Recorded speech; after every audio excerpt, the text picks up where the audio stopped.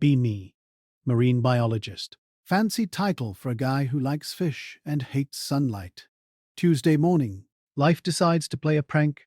Currently sitting in a generic one-man submersible. Looks like a glorified tic-tac made of plexiglass and hubris.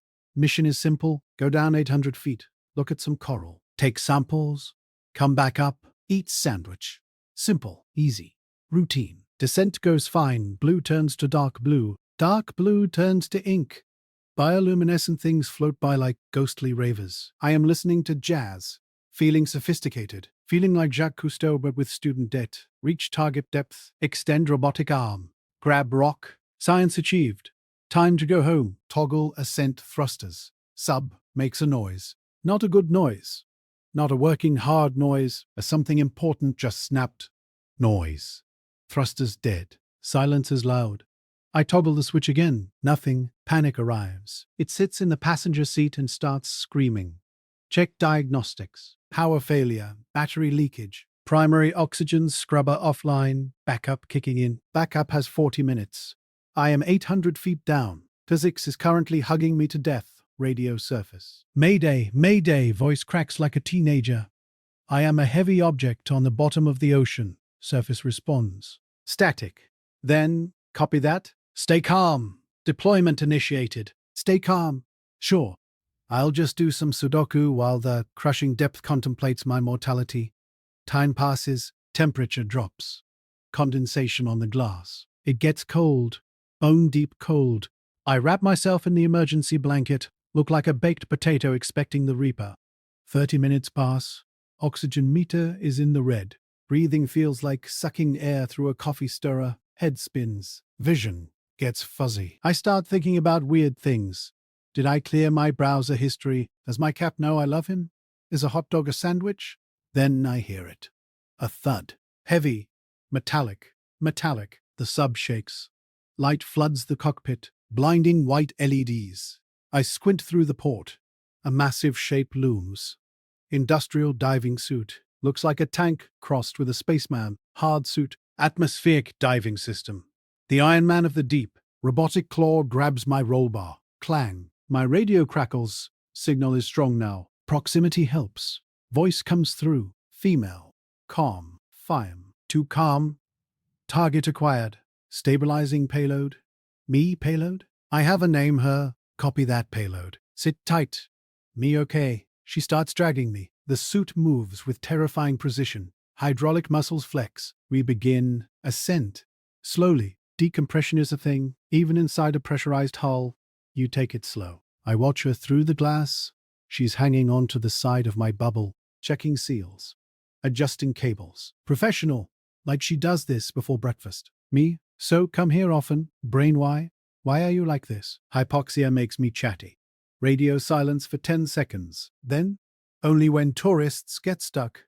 Me? I'm a scientist. Her? You're a rock in a bubble. Don't split hairs. Ouch. We hit the surface. Light changes from black to blue to blinding sun. Crane lifts as I am deposited on the deck of the support ship. Hatch pops. Fresh air hits me. Smells like diesel and salt. Best smell ever. I scramble out. Legs jelly. Dignity absent. I kiss the deck. Literally. Crew guys laughing. Then the crane lowers the mech suit. It lands with a heavy thud. Steam hisses. The front opens up. I expect a grizzled veteran. Beard, scars, eye patch maybe. Instead, out steps a woman, mid-20s, athletic, hair tied back in a messy bun, utilitarian, grease smudge on her forehead, eyes sharp, grey, assessing. She looks at me kissing the floor. She looks at the crew. She unzips her thermal undersuit, walks over, boots clanking. Shadow falls over me. I look up, sun behind her head.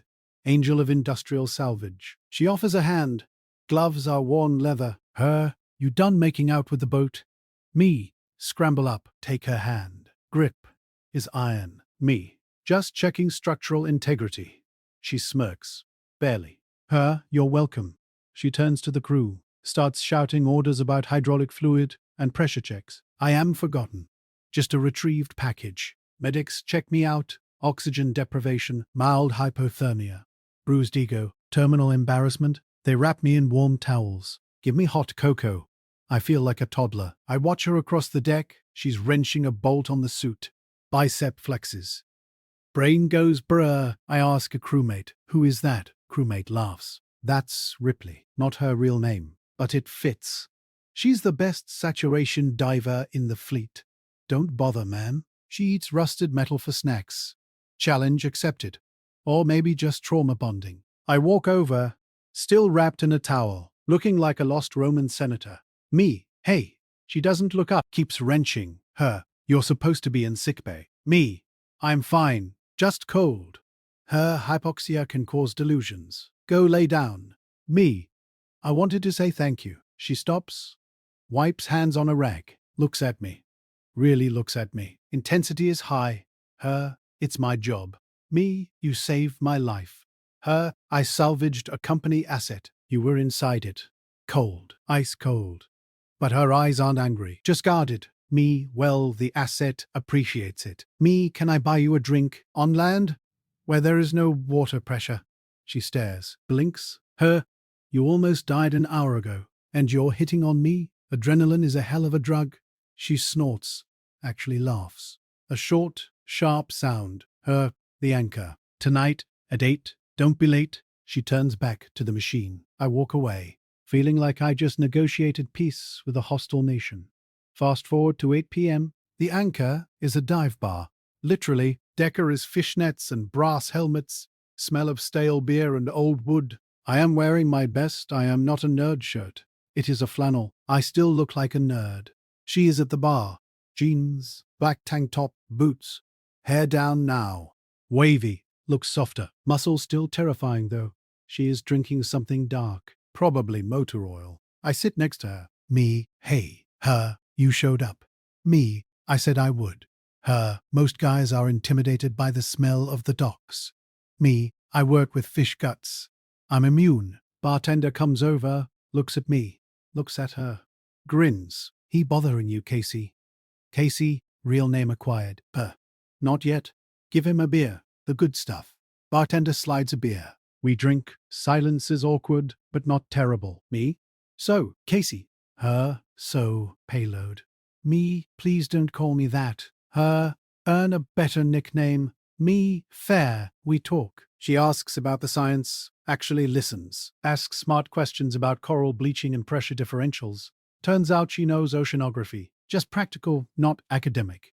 She knows how the sea moves. I know why it moves. Good combo. I ask about the diving. Her face changes, gets serious, reverent. Her, "It's quiet down there. No noise, no people, just you and the dark. Me and the crushing death." Her, "The danger keeps you honest. You can't lie to the ocean." Deep. Philosophy via welding. I like her. A lot. She finishes her drink. Slams glass down. Her, "You're okay, payload. You're weird, but okay." Me, high praise. Her, "Don't let it go to your head." She stands up. Her, "I have an early shift. Hull inspection." Me, "Can I see you again?" She pauses. Looks me up and down, calculating risk. Her, "Maybe, if you survive the week." She leaves. I sit there smiling at a beer coaster.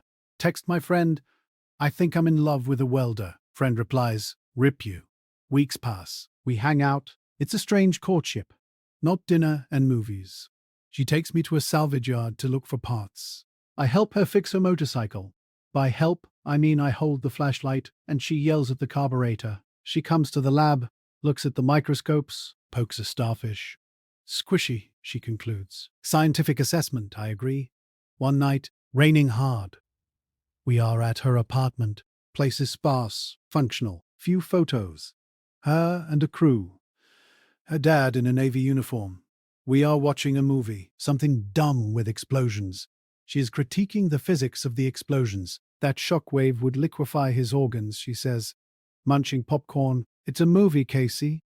I say, "It's inaccurate," she grumbles. Thunder cracks outside. Lights flicker.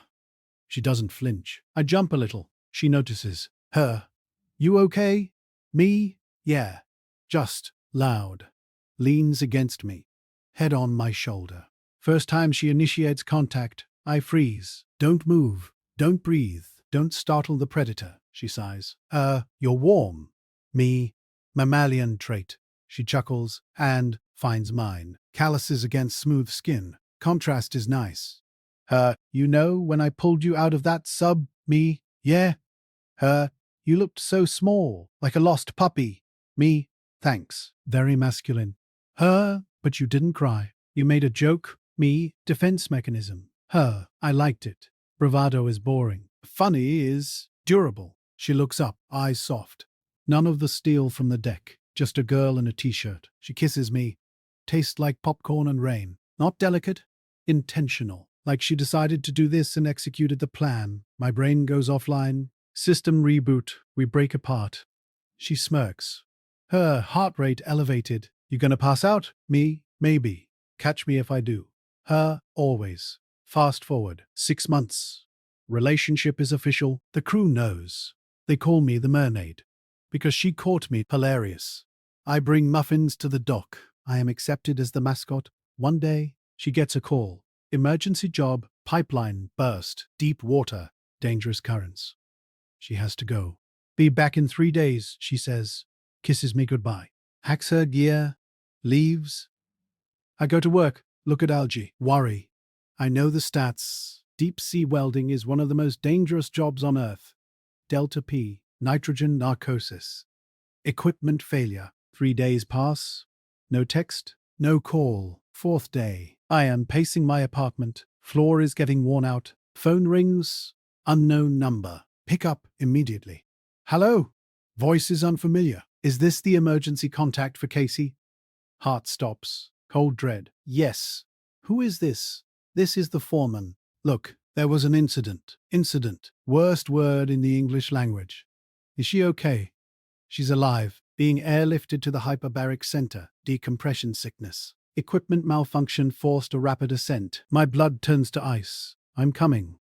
Drive to the hospital. Break several traffic laws. Don't care. Get to the hyperbaric wing. Can't see her. She's in the chamber. Pressurized tube. Doctors look serious. I find the foreman. Big guy. Looks scared. She saved the rookie, he says. Kid got his line snagged. Panic. She cut him loose. Gave him her backup air. Had to shoot up too fast. Of course she did. Hero complex. Idiot. Wonderful. Idiot. I sit by the glass window. She is inside the tube. Sleeping. Or unconscious. Monitors beeping. It takes days to decompress from a saturation dive. I sleep in the waiting room chair. Nurse brings me coffee. She's tough. Nurse says, I know. I say, she woke up once, asked for payload. I smile. Tears sting. That's me. Day 3 in the hospital. She is stabilized. Out of the danger zone, still in the tube, but awake. There is a phone handset on the outside. One on the inside. Like a prison visit, I pick it up. She picks hers up. She looks pale, tired. Dark circles under eyes. But she smiles. Hey. Me, hey yourself. You look terrible. Me, you want to talk. You look like a vampire. Rough shift. Me, I heard. Saving rookies. Kid has a family. Panicked, had to do it. Me, you have a family too. Sort of. You have a me. She pauses. Hand presses against the glass. I know. I thought about that. On the way up. Scared the hell out of me. Me, good.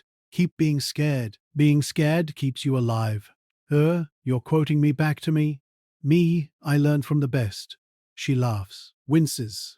Chest hurts. Me, don't laugh. Just breathe. I'm retiring from the deep stuff. Silence. Me, what? The deep saturation dives. I'm done. Too close this time. I can do shallow welding inspections. Training. I want to come home at night. Me, are you sure? Yeah, I found something I like better than the quiet.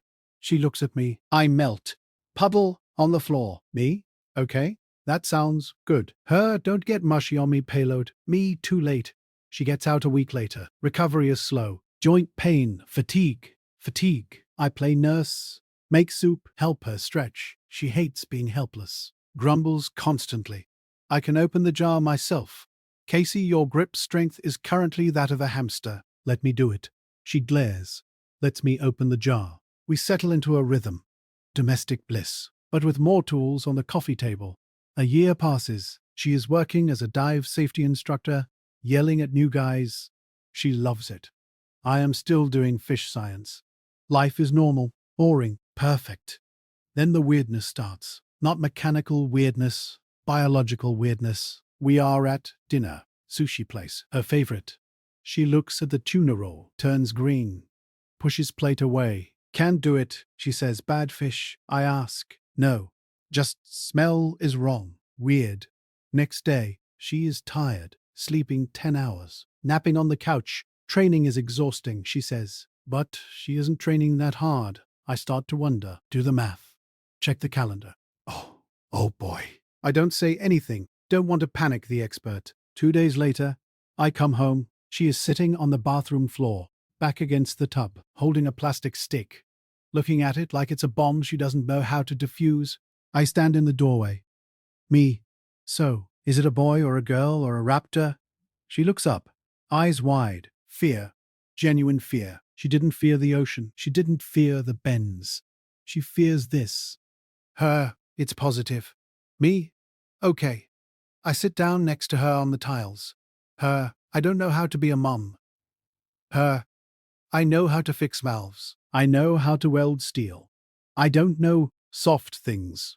Her, what if I drop it? What if I'm too hard? Me, Casey, me, you saved a panicked rookie at 400 feet. You dragged my sorry ass out of a tin can. Me, you have protective instincts that rival a grizzly bear. Me, you'll be fine. The kid will be the safest baby on the planet. She looks at the stick. Tears start, angry tears. She wipes them away furiously. Her, I'm not crying. It's hormones. Me, sure. Her, we're gonna need a bigger apartment. Me, and a very small wetsuit. She laughs, leans her head on my shoulder, exhales. Her, you're stuck with me now, forever. Me? I've been stuck since the submarine. This is just the warranty extension. She punches my arm, weakly. Her, I love you, nerd. Me, I love you, grease monkey. 9 months later, hospital again. Different wing. Screaming. A lot of screaming. She crushes my hand, bones grinding. Her grip strength is definitely back. If you ever do this to me again, she growls between contractions, I will weld you inside a boy.